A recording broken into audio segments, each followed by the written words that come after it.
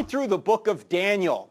The book of Daniel, and this book written by my friend John Lennox is an excellent book that goes through the book of Daniel in a lot more depth than obviously we can verbalize here in these lessons. So if you really want to get into this, get John's book, and we will take some of what he says in the lesson here and what some other folks have said with regard to, we're going to be in chapter 10 and 11 here tonight. The overview of the book of Daniel, as you know, before we get to the overview, what's the theme? God is sovereign. That's just throughout the book. God is in control, as bleak as it looks. And it was very bleak for Daniel because he's in exile.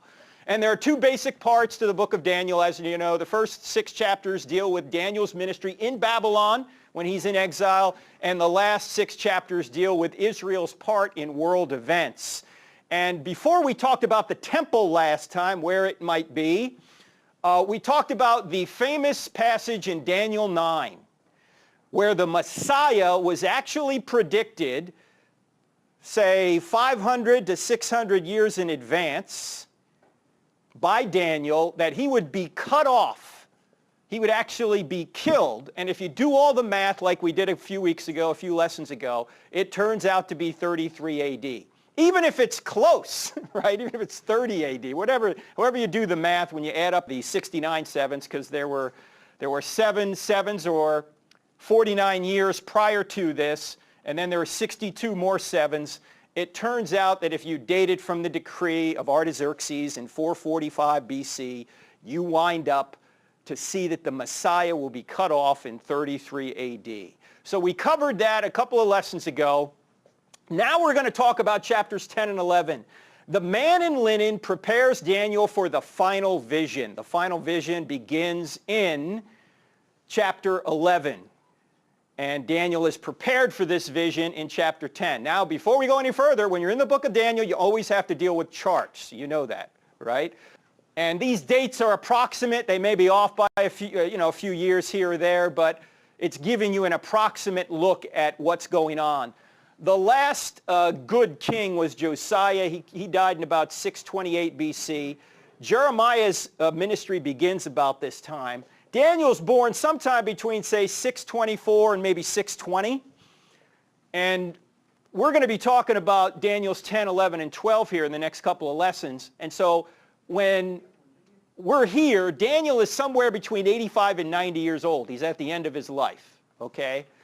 And remember that Nebuchadnezzar came in and took the exiles to Jerusalem, or took them from Jerusalem to Babylon. And the temple was destroyed in 586 BC. But remember the 70 years that Daniel talks about and Jeremiah talks about? Actually, Jeremiah says that 70 years they'll be in captivity. Here's the 70-year period right here. That's why I thought this was helpful. From about 607 or 605 all the way to about 538, which is when Cyrus takes over Babylon in 538 BC, and then he has the decree to free the Jews, okay? So you can see all the events that are going on in Daniel's life and events that are going on with regard to, say, Ezekiel, who's also in exile, and his ministry is in this area from about 595 to 574. So if you read the book of Ezekiel, you're reading a book contemporaneously, or that's contemporaneous with Daniel, okay? So we've been through in the book of Daniel, all these events already that you see here on the chart. The only thing we haven't gotten to is Daniel 10, 11, and 12. All right? So the exiles are now heading back to Jerusalem. Daniel's not going back. Why? Speculation. Maybe he's too old. Maybe he's too important to the folks at Babylon. Not everybody goes back right away. Okay? I just thought this chart was helpful, particularly the 70 years in here, which kind of shows you how long they're in exile. How do they go back, by the way? We've talked about this before. Remember, they're in this area of Babylon. Many of them are in this town of Nippur. In order to go back to Jerusalem, they don't go direct. Why not? That's desert. So they got to hug the river, the Euphrates River, the Tigris River. They hug it. And when Nehemiah comes back, who's in Susa about 100 years later, he basically takes the same route. They go this way and they come down here to Jerusalem. Hundreds of miles to get back. All right? Now, we're in Daniel 10 now, okay? So we've just talked about the most controversial and probably the most talked about verses in the entire book of Daniel, Daniel 9, particularly the 77s. Now we're going to move on to Daniel chapter 10. If you read the first few verses of Daniel 10, you realize that Daniel is having a vision on the Tigris River. These are the two great rivers cutting through present-day Iraq. So he's somewhere on the Tigris River when he's having this vision. And here's how Daniel chapter 10 begins. In the third year of Cyrus, king of Persia, a revelation was given to Daniel, who is also called Belteshazzar. We've been through that. When we first talked about this, they changed his name. Its message was true, and it concerned what? A great war. This vision that he's about to get is a vision of a great war. The understanding of the message came to him in a vision. Now it switches to the first person. At that time, I, Daniel, mourned for 3 weeks. I ate no choice food, no meat or wine touched my lips, and I used no lotions at all until the 3 weeks were over. We talked about Daniel refusing food in Daniel chapter 1, but the common Daniel diet we hear about today really comes from chapter 10 here. For 3 weeks, he didn't eat any meat, he ate no choice food, and he had no wine, which is why I say Daniel was a chump. Okay? Because I did this diet earlier this year. Greg does the diet. He and his wife Sherry do the diet every year, and that diet stunk. Okay? There was no choice food at all. We just ate tree bark and sunflower seeds for 3 weeks. It was awful. But do you think Daniel was just doing this for health reasons? Why was he doing this? This is the only thing I disagree with Daniel on, by the way, that diet. Okay? Prayer and fasting. He was under intense conviction here, and he mourned. He got a vision, and he's mourning over this vision. There's spiritual warfare taking place for a period of 3 weeks. This is intense prayer and fasting. That's what's going on here. Now, he's on the Tigris River. Here's a modern picture of the Tigris River. Some say that the Tigris River at this time may have been a mile wide. It wasn't this short little tributary here. It was a big river. And what's going on while he's on this river? On the 24th day of the first month of the third year of Cyrus's reign, so we're at about, say, 535, 534 BC. That's where we are. He's 90. He's near 90 or 85. It depends on when he was born, right? As I was standing on the bank of the great river, the Tigris, I looked up, and there before me was a man dressed in linen with a belt of the finest gold around his waist. His body was like chrysolite, his face like lightning, his eyes like flaming torches, his arms and legs like the gleam of burnished bronze, and his voice like the sound of a multitude.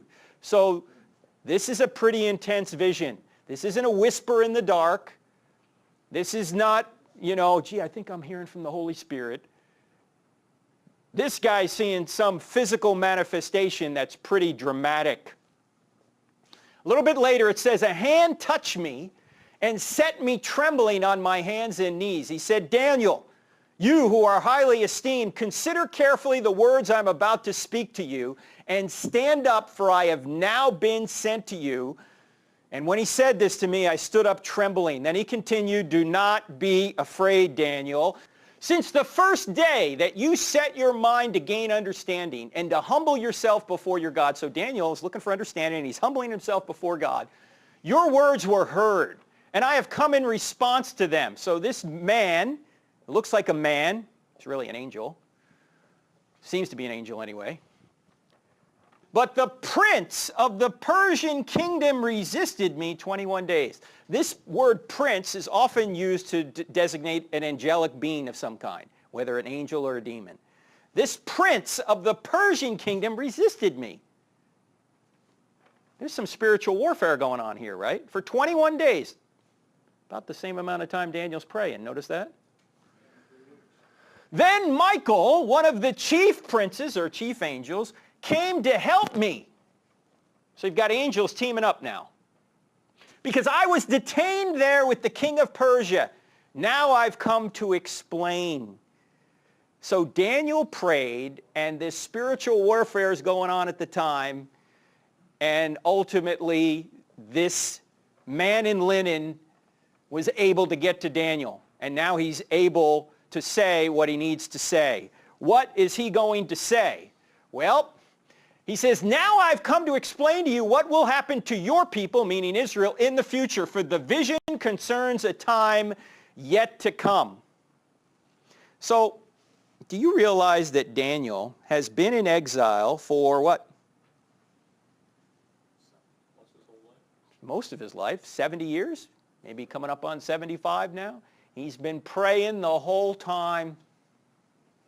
And finally, he's had obviously some visions before then. He's had some interaction before then. But now, after praying for 70, 75 years, now he's finally going to get an answer. What? We pray for 2 days, and if nothing happens, forget it. This has been going on for 70 years. We have this instant gratification idea in our culture, don't we? That, man, this stuff has to happen quick. If it doesn't happen quick, God doesn't exist, or God's against me, or whatever. Think about this. Yeah, it's totally the microwave syndrome. Remember, it's not what you get, it's who you become. Daniel is becoming an unbelievable servant of the Lord by the patience that he has to go through. He is being patient, and he's learning patience for year after year after year. He's learning this. What a servant by the time he hits his older years. Actually, he's been a servant his whole time, but he really became an unbelievable servant of the Lord through all this. Now, so while he's saying this to me, I bowed with my face toward the ground and was speechless. Then one who looked like a man touched my lips, and I opened my mouth and began to speak. I said to the one standing before me, I am overcome with anguish because of the vision, my Lord, and I am helpless. How can I, your servant, talk with you, my Lord? My strength is gone, and I can hardly breathe. Again, this is not a subtle message. Prophecy here is hard. It's hard seeing something from the other side. Remember when Isaiah saw the Lord in the temple in Isaiah chapter 6, and John tells us, who did he see in the temple? He really saw the pre-incarnate Christ. Because if you go to John chapter 12, it says, who was in the temple? Jesus was in the temple. When Isaiah saw the Lord, and he just repented, he said, I'm a man of unclean lips. How can I even be in your presence? If you truly have an encounter with God, it's going to be something like this.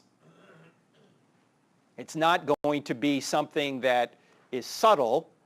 Well, I guess God can be subtle sometimes, but if he really wants to come after you, this is what's going to happen. And it happened to Daniel. All right, so this being says, so do you know why I've come to you? Soon I will return to the fight against the prince of Persia. And when I go, the prince of Greece will come. But first I will tell you what is written in the book of truth. Now, there's a lot of commentators disagree on what the book of truth is, but it's certainly at least what it's going to be is about, it's going to be what Daniel is about to be told, the book of truth. And then this being, this angel, this man in linen, whoever he is, says, no one supports me against them, who? The prince of Persia, the prince of Greece, except Michael, your prince, the guardian angel of Israel.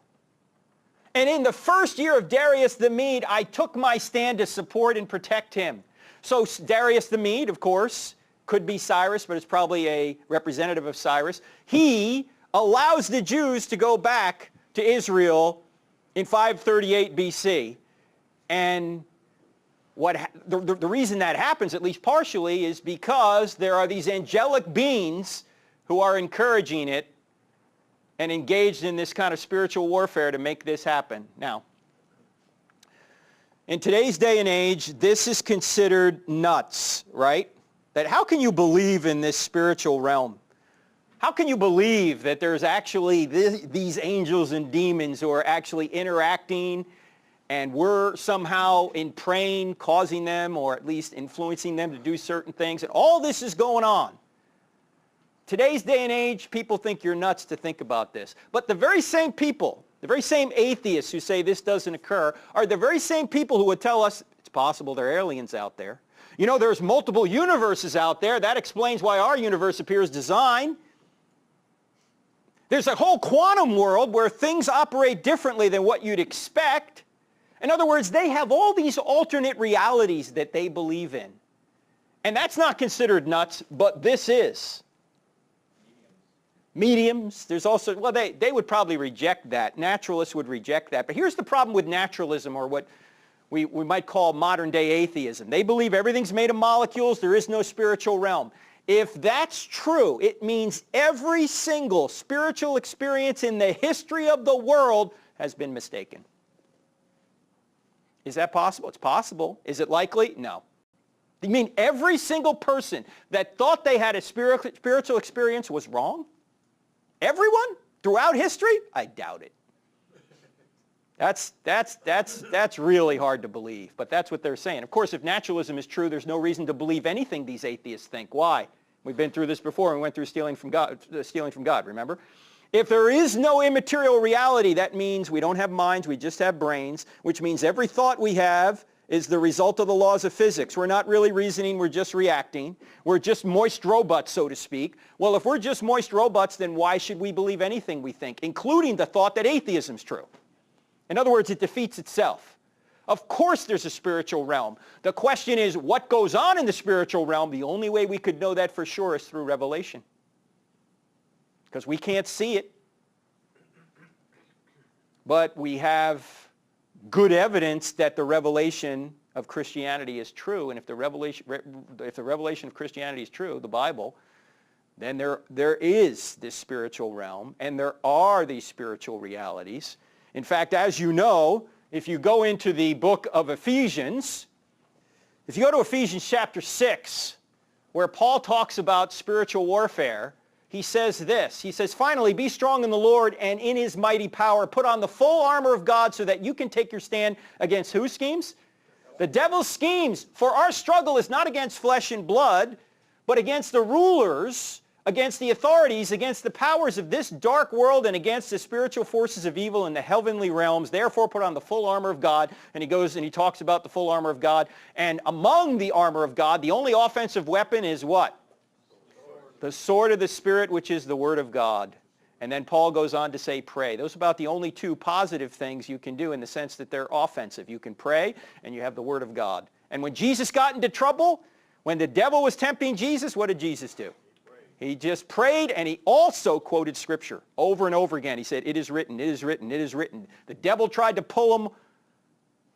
tempt him, tried to pull him off his game, and Jesus kept just quoting Scripture. It is written, it is written. So spiritual warfare is real. And it's really centered around the issue of truth. It's not hocus pocus stuff. What is true? Can you believe what is true? Can you follow what is true? Or are you going to be pulled away by lies? That's the question. Now, this guy, Tom Howe, was my professor in seminary. He's still down there at Southern Evangelical Seminary. If you want to read a commentary on the book of Daniel that is more than thorough, in fact, he not only comments on what the book of Daniel says, he comments on what the other commentators say. Right? I mean, this is thorough. Here's what he says about this whole point. He said, it's very likely that the revelation that the man is about to give Daniel, which is coming up here in chapter 11, was in an answer to Daniel's prayer and fasting. God would indeed fulfill his promises to Israel, and the revelation of the following chapters gives a detailed account of many historical factors involved in this fulfillment. So now as we're about to get into chapter 11 here, chapter 10 was just setting him up for this big vision.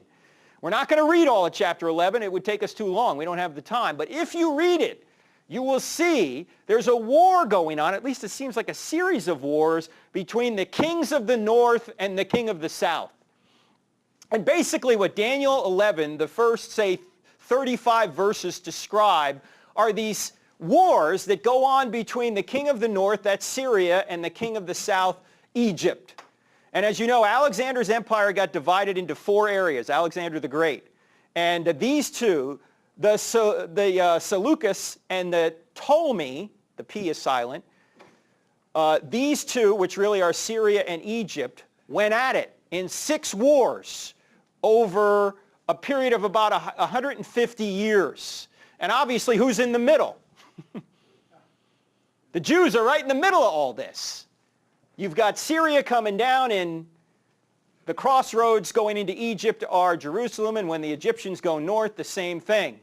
In fact, these are the wars. It's not important to memorize all this, obviously, but if you really want to get into it, this is what's going on.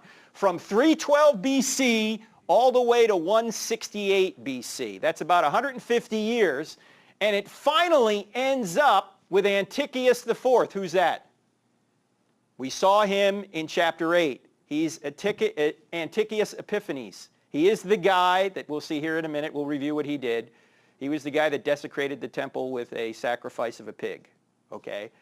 So all this is going on. These are some major players. This is not the Cleopatra you're thinking of. Cleopatra you're thinking of was in Egypt about 150 years after this. Okay? This is a different Cleopatra.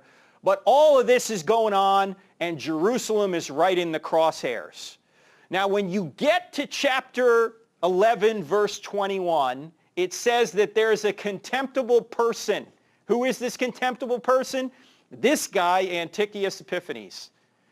And we talked about him in chapter 8. Just to review, he's described again in chapter 11, verses 21 through 35. Remember, this guy assigned himself this name, Epiphanes, meaning manifest as God, but was called Epimanes by the Jews because they said he was a madman.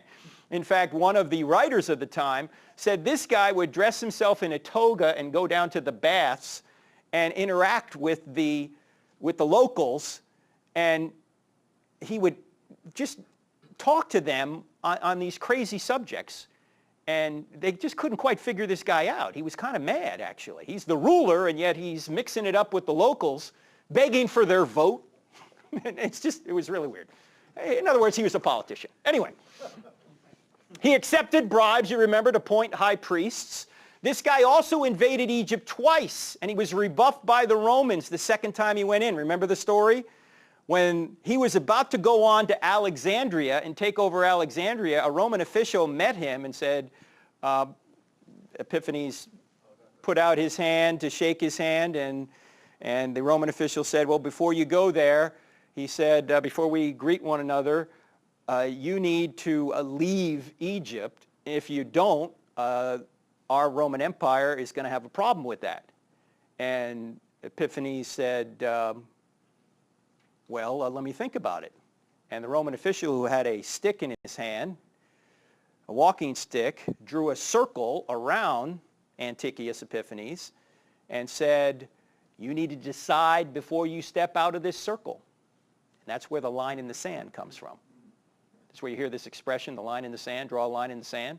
Well, this Roman official draws this line in the sand around Antiochus and says, you're going to have to decide before you cross that line. And so Antiochus said, okay, I'll do whatever the Romans say. And so then the Roman official greeted him, and they had a warm exchange. But he was really annoyed after this. So he took his frustration out on the Jews by forcing them to stop their practices and accept Greek culture. This is called Hellenization. If you ever hear the term Hellenization, it means the spread of Greek culture. This guy's trying to spread Greek culture to the Jews who don't want nothing to do with it. Actually, some of them did want to have something to do with it. Many of them acquiesced, and basically the Jews who were loyal said, these guys are traitors. They're traitors. In fact, in December 167 BC, Antiochus dedicated the temple to Zeus and sacrificed a pig on the altar. Well, Judas Maccabeus would have none of it. Remember we talked about him? In fact, if you read the books of Maccabees, 1st and 2nd Maccabees, you can read all about this. These are not books that are in the Bible, in the Old Testament, but they're good historical books. And this guy, Judas Maccabeus, and his brothers actually decided they were going to fight back, and they did. And his name is sometimes called the Hammer, because he hammered back the Syrians, Antiochus and his armies, and he retook the temple about 3 years after in 164 BC, which is now celebrated as Hanukkah. Okay, that's Hanukkah. Okay, remember he lit the candles. They only had enough oil for one night, but the oil lasted for 8 nights, and they said that was a miracle. when they did that. And Antiochus was kind of a madman. King Antiochus, and we would have, coins of this. Image of God, bearer of victory. So this is well-established history. This guy also tortured and murdered Jews who resisted, as we mentioned, and he died of a painful disease in 164 BC, or maybe a year after that. So, the Bible's spending more time on this guy in chapter 11. Why? John Lennox points it out. John Lennox is the guy who's written the book that we're going through. He says, Daniel uses the life and times of Antiochus as a thought model of the end time, when an altogether more sinister leader will appear who will exalt himself as God. Why is Lennox saying this? Because the very next verse, verse 36 in chapter 11, is a mystery for some. You're going through, as you're reading through the text, you're reading the king of the north does this, and then the king of the south does this, and then the king of the north does this, and then the king of the south does this. It goes back and forth through these 6 wars, basically.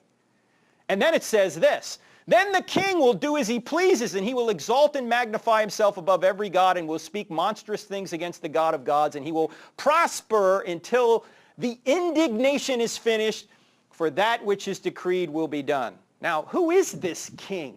He's not the king of the north. He's not the king of the south. This appears to be some new character involved in here. And this can't be Antiochus Epiphanes. Why? Because as the text goes on, it describes events that were never true of Antiochus. He died in 164 or 163. He couldn't have done the things that chapter 11 talks about. In fact, verses 36 to 45 fit no historical figure, and thus these verses must be dealing with somebody in the future. The question is, who is this? Now there's a time gap here, in other words, between verse 35 and 36.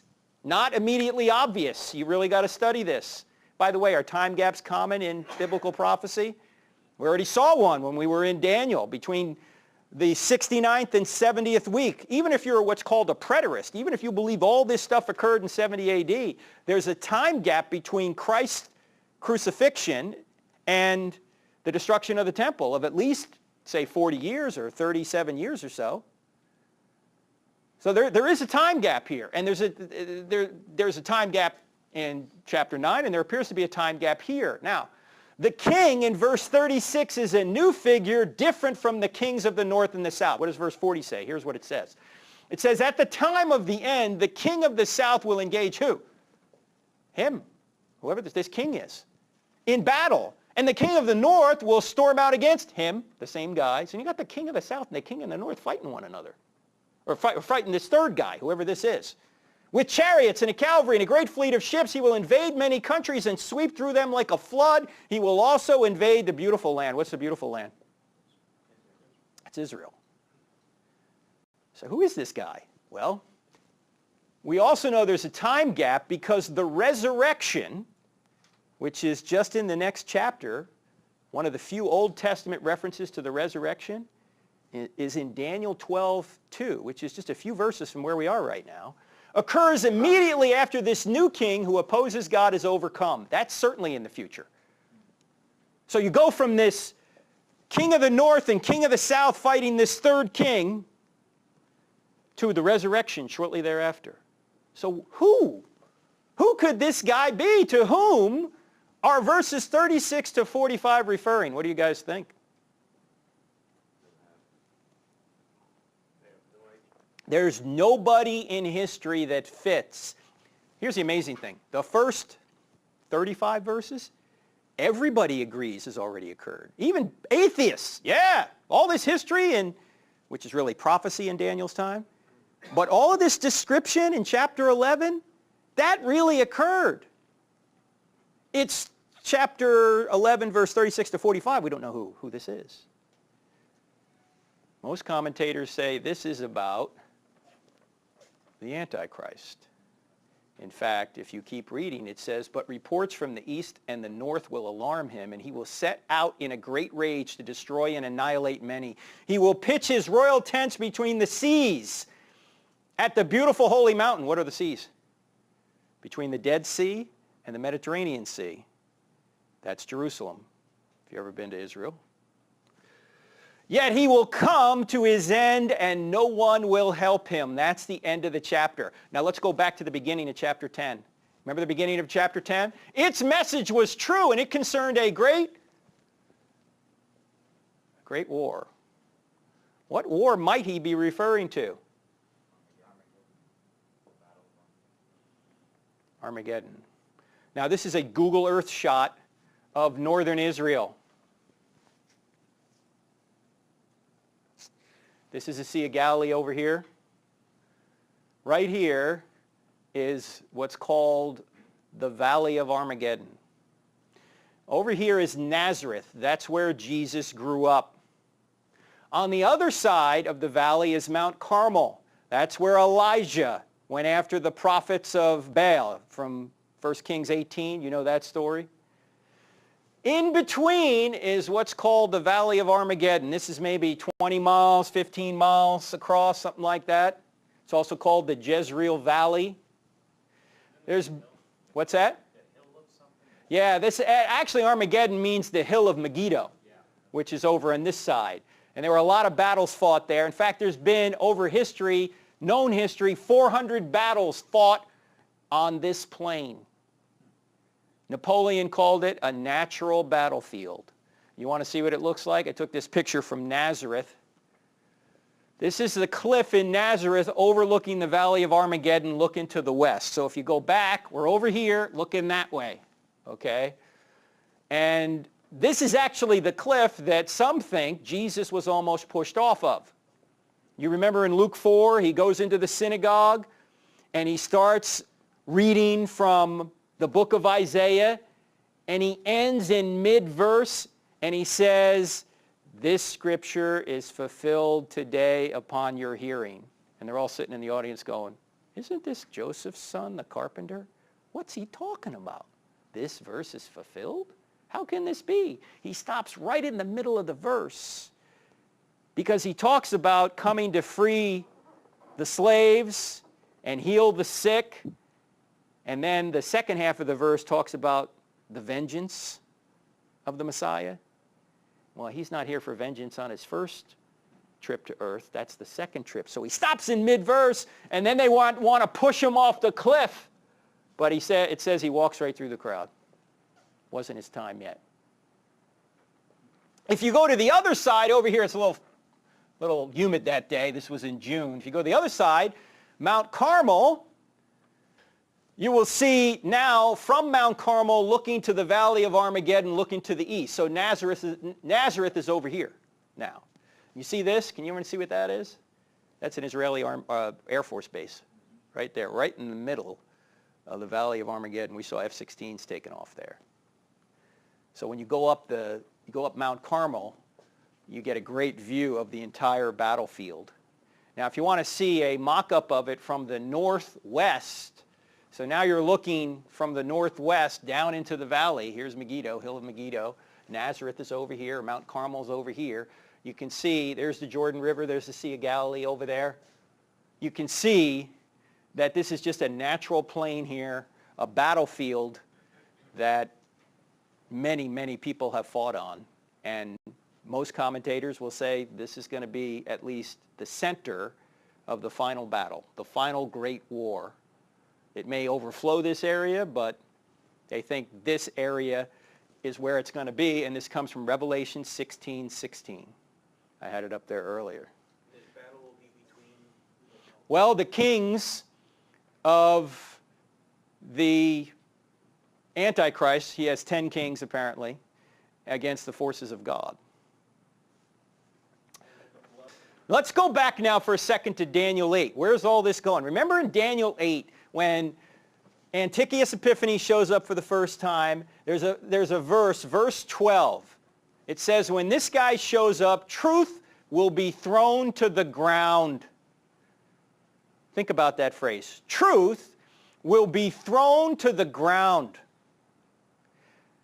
In this last week, I had the opportunity, as I mentioned, to speak to a bunch of public school kids in El Paso. Here's one group of kids. This high school, was literally on the border of Mexico. If you walk out of Bowie High School in El Paso and walk across the street, there's the fence. Most of these kids are Hispanic in origin, as you can see. And this is where we serve Chick-fil-A, so we had a full house. But in any event, one day I had the opportunity to speak to the entire 7th grade of this one school. And it was before we were going to do our after-school program, and this principal said, hey, could you just do like 5 minutes of motivation for these kids? Now, obviously, I couldn't talk about Jesus. They didn't want me to do that for this section. That was going to be in the after-school section. So I said, yeah, sure, let me do just 5 minutes. And I'm watching the previous speakers. Most of them are some other faculty members, and then there's the seniors from the neighboring high school to this middle school. And they're talking about, believe in yourself, you can do it, right? Which is, a good message. Okay, yeah, if you want to be successful, you've got to at least believe you can do it, right? So I got up there and I said, ladies and gentlemen, what is the most important thing in the universe? And kids started throwing stuff out, right? Cell phone. A couple, yeah, that's right. A couple of kids said Jesus. I said, very good, yeah. Jesus is the most important thing, but kids are going, I don't know. I said, the most important thing in the universe is the truth. Because if you don't have the truth, you're ultimately going to wind up in trouble. You've got to know the truth. I also said to them, I said, all these people before me are saying, believe in yourself. That is not true. And they all went, what?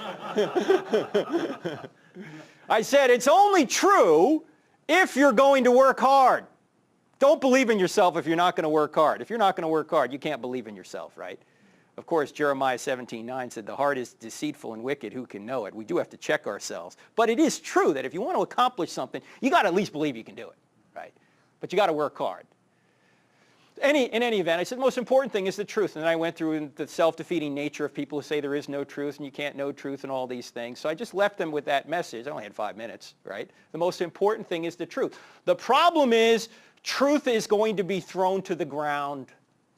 In fact, there's a never-ending battle. It was in Daniel's time. It's in our time right now. This is the never-ending battle. Preferences versus truth. Preferences versus truth. We're fighting this battle today. Daniel fought this battle yesterday. We're going to fight the same battles tomorrow. Are we going to follow our preferences or are we going to follow the truth?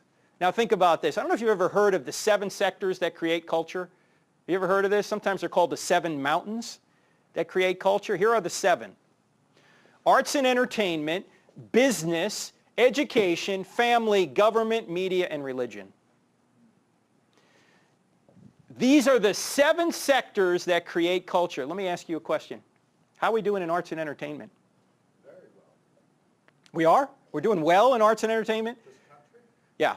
Yeah, Hollywood, all that stuff. No. I mean, are they putting out the truth or are they putting out preferences? Oh, Right? This is all preferences. In fact, I think this is going a while back now, probably 10 or 15 years, last stat I saw, 94% of the sex depicted on TV is out of wedlock. And there's never any consequences. You ever notice that? None. Everybody's happy. Everybody's good. Arts and entertainment. How about business? How are we doing there? Preferences versus truth. Honesty. When a company puts out a press release, are they telling the whole truth and nothing but the truth? Well, they say, well, that's just the cost of doing business. Yeah, that's just, it's all sunshine and roses, isn't it? In fact, I know you've heard about what happened last week here in Charlotte when the legislature, under the leadership of Dan Forrest, our lieutenant governor, called a special session and overturned that abomination called the city council bathroom rule, whatever that was, whatever they called it. And now, of course, everybody's up in arms that this thing has been overturned. California hates us. Yes, everybody hates us. Go ahead, Gwen. I saw the news tonight that Governor of Georgia caved. Yes, he caved to his religious freedom bill, yeah. Entertainment into business. Mm-hmm. Yeah. And it was called, Yeah, they caved to these two. Disney, Coca-Cola. Yeah. Well, there's an entire list, and we'll get you this list today. I just got it today. We'll send it to you via email. Entire list of companies that have come out now against this, and I submit to you, probably not one of them has read it. In fact, Dan Forrest, the lieutenant governor, called me today and said, Frank, and he said I could tell this to you. He said, Cisco, remember Cisco, the company that had me fired for writing that book on same-sex marriage? He said, Cisco has come out against this thing, and so I called one of the executives there. And I said, have you even read it? No. You mind if I come over and show you what's in it? Sure. The guy was very gracious after that. He admitted, yeah, I guess we just jumped on the bandwagon. No one even knows what's in it. No one even knows that all laws discriminate, but the good laws discriminate against behavior. They don't discriminate against persons. And the law that the city council had passed was a bad law. You know who was discriminated against? It was discriminating against women and children. It literally was discriminating against people. The law that the state legislature passed, signed by the governor, said we're going to discriminate against the behavior of men going into women's bathrooms. We should discriminate against that, right? But we're not discriminating against people. We're discriminating against the behavior of a man going into a woman's restroom. So the bad law actually discriminated against women and children. The good law just discriminated against the behavior. But businesses, they don't care. They just jump on the bandwagon. The Hornets, the Panthers, the NFL, Microsoft, Apple. I could read a list to you that's probably 40 companies long right now, and I guarantee you very few, if any, even know what's in it. They haven't read it. Are they going by preferences or are they going by truth? How about education? What's education all about? It's all values clarification, right? It's all whatever's good for you. That's not truth. In fact, that's a very value they claim to be absolute while claiming there are no absolutes, right? Everyone gets to decide. And as you know, most of our school systems, particularly our college systems or our colleges and universities, are all liberal, extremely liberal. How about family? How are we doing there? Preferences or truth? Do you know in our culture today, a family is whatever you want it to be. Forget the biological two-parent family that perpetuates and stabilizes society. You can be whatever you want and you're called a family. Is that based on preferences or truth? It's not based on the scientific fact that only a man and a woman can come together and procreate. It's not based on natural law. It's not based on truth. It's based on preferences. How are we doing in government? Gee, you're kidding me. Do you know that Obama or the State Department today, did you hear what happened yesterday in Pakistan? Yes.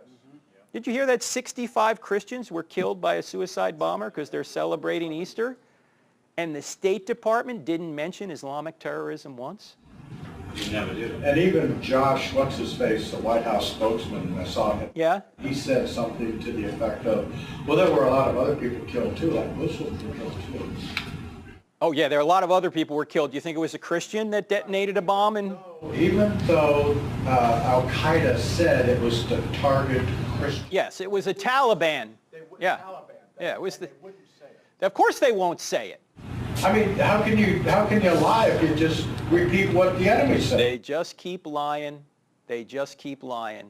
This is nothing about truth. This is all about preferences. He's still calling Fort Hood workplace violence, even though Major Hassan, or whatever his name was, had his own card printed with Soldier of Allah on it and said Allahu Akbar when he was shooting everybody up, and still claims now that he was doing that in the name of Islam, and our government won't acknowledge it. You ever wonder why a flawed candidate like Trump could even get any traction? This is why.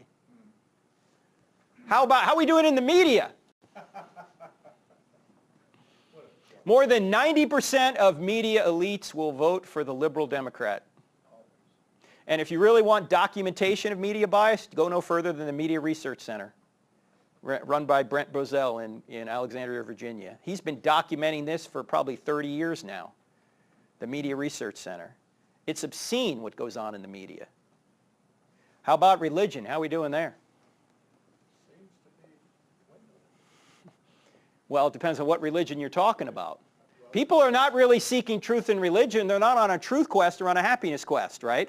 They're going to believe whatever's going to make them happy. Huh? Islam's growing like crazy. Yeah, they say it is. That's because they procreate. Well, they are. They're outpopulating us. That's one way of doing it. So the problem here is that these 7 sectors that create culture are based largely on preferences rather than truth. And the only way we're ever going to turn it around is if we're going to say we know the truth and we love the truth, we're going to have to take a stand. If we don't take a stand, who is? Who's going to take a stand? Lies are born the instant someone thinks the truth is dangerous. Think about that. We know this is with our kids, right? The instant they think they're going to get in trouble, they'll lie. It's dangerous to tell the truth. I didn't do it. That's what's going on here. Oh, all of us will suppress the truth because we think the truth is dangerous. This is not about truth. This is about preferences. And who is the father of lies, by the way? Satan. People think Jesus was a wimp, right? Jesus goes into the temple and busts people up, doesn't he? And then, when he was in the temple, or near the temple there in John chapter 8, in addition to claiming to be Yahweh, he says this, talking to the Pharisees, "You belong to your father, the devil." Oh, gee, that's politically incorrect, Jesus. How can you say that? Because he's not politically correct. And you want to carry out your father's desire. He was a murderer from the beginning, not holding to the truth, for there is no truth in him. When he lies, he speaks his native language, for he is a liar and the father of lies. Yet because I tell the truth, you do not believe me. What? Imagine going up to somebody and saying, "Your father's the devil." Oh, we can't do that. Jesus did it. Your father's the devil. You say, okay, Jesus had some more spiritual insight than we have. Yeah, okay. We're probably not going to get very far by calling people demonic or the devil. However, this whole idea that all we have to do is be winsome and nice all the time, that doesn't work either. In fact, well, the other side will do for a lie or a preference what we won't do for the truth. So shame on us.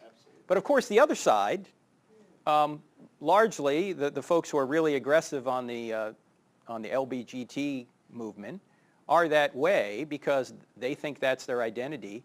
They don't have kids largely, or they've left their kids, and so that's all they do is social activism. I was asked to be on 2 TV shows tonight to combat this. I said, look, I can't. I've got other obligations. Thankfully, Michael Brown, who's a colleague of mine, wonderful guy here in Charlotte, he was able to do them. But, I mean, these people, that's all they do. They don't have the same obligations the rest of us have. And so we have to work doubly hard just to try and keep up. Who was it? Edmund Burke, who said the only thing necessary for evil to prevail is for good people to do nothing. We've been doing nothing too long. And pretty soon, this Georgia bill, which was rejected by the governor, was simply there to protect pastors from doing same-sex marriages. Can you believe that? And the governor said no to that? That means somebody could walk into Andy Stanley's church and say, "Hey, Andy, you've got to do a same-sex marriage." Really? Or Charles Stanley's church, or Michael Youssef's church, or any one of a number of churches down there. Well, thankfully there is a First Amendment, so that Religious Freedom Act that the governor vetoed probably, I mean, if you interpret the First Amendment rightly, probably wasn't even necessary anyway. I want to say, why would you want to get married by somebody that doesn't want to marry you? Because it has nothing to do with marriage. That's right. Agenda, that's all. It's all about the attention. Yeah. Why would you want a baker to bake for you That's right. to do a cake? Because this has nothing to do with truth. This has everything to do with their preference, and the only way they're ever going to feel good, and it's not even going to work if everyone worships them in homosexuality. It's never going to end. They want validation. And so the church is going to have to stand up. By the way, if you seek the truth, you're going to find Christ. I was in University of Maryland a few years ago, and after the I Don't Have Enough Faith to Be an Atheist presentation, I stayed around and talked to some of the atheists afterwards, and one of them was real negative on the New Testament. And I finally asked him, I said, have you ever read the New Testament? You know what he said? First of all, he was flummoxed, and then he said, no. No. Never read it. Just like these companies have never even read the bill. No reason to look for facts when you already have your mind made up. I said to him, I said, look, I don't care where you're from. I don't care what your religious background is. Jesus Christ was undeniably the most influential human being in history. If you're going to consider yourself somebody who is searching for truth, honestly, you have to at least read what he allegedly said. You may think it's bunk. You may not think it's true. But you at least have to check it out, don't you? This is what Jesus says. He says, my teaching is not my own. It comes from him who sent me. If anyone chooses to do God's will, he will find out whether my teaching comes from God, whether I speak on my own. He's going to find out. If you're truly seeking the truth, you're going to find out who Jesus is. You're just not going to be apathetic about it. If you are, that's your own fault. What's the most important decision any human being is going to ever make, if this is true? Whether you're going to follow Jesus or not. That's the most important. I don't mean following him to do good works. You're going to do that if you're going to trust in him for your salvation. That's the most important decision any human being's ever going to make, and there are people who just apathetic. They don't care. They claim they're on a search for truth, but they're not. They're on a search to validate what they want to be true. So he goes, he who speaks on his own does so to gain honor for himself, but he who works for the honor of the one who sent him is a man of truth. There is nothing false about him. Because at the end of the day, as Winston Churchill put it, the truth is incontrovertible. Malice may attack it, ignorance may deride it, but in the end, there it is. There it is. Who's going to be there in the end? Jesus is going to be there in the end. He said, I'm the way, the truth, and the life. No man comes to the Father except through me. Jesus claimed to be the truth, right? He's the ground of all truth. So, how's this all going to end? We know how it's going to end, but we don't know when. We don't know when. Anyone who says they know when Jesus is coming or when the Antichrist is coming, nobody knows. Jesus didn't know as a man. He knew as God, but not as man. So if Jesus didn't know as a man, Hal Lindsey doesn't know, right? No so-called preacher out there on TV knows either. He could come at any minute. He could come 10,000 years from now. But the truth is, when he comes, as C.S. Lewis said, the play's over. Right? Once the author walks out on the stage, the time for choosing's over. You got your choice now. You're going to make it now? If you don't make it now, you're not going to have time later. You've got to make your choice now. Welcome to the 1 Minute Apologist. We interview the world's leading apologists to provide credible answers to curious questions. Does justice really exist? No, and it's unjust that it doesn't. Of course it does. And if it does, there has to be a source of justice. If you're upset about anything, anybody out there, you think something is really objectively wrong about the world, and it could be anything. Something's objectively wrong. There's a right that you think is not being given, or there's rights that are being taken away that they shouldn't be taken away, or there's something wrong with the universe. Objectively, then justice exists, because in order for something to be not right, something has to be right. In order for something to be unjust, something has to be just. We all intuitively understand that there is a sense of justice out there, and we don't just have a sense of it. There really is a standard. Well, if there's a standard, then God must exist because he is the only way we can ground objective justice. So if you're upset about anything, if you think there's anything really wrong about the world, you actually believe in God.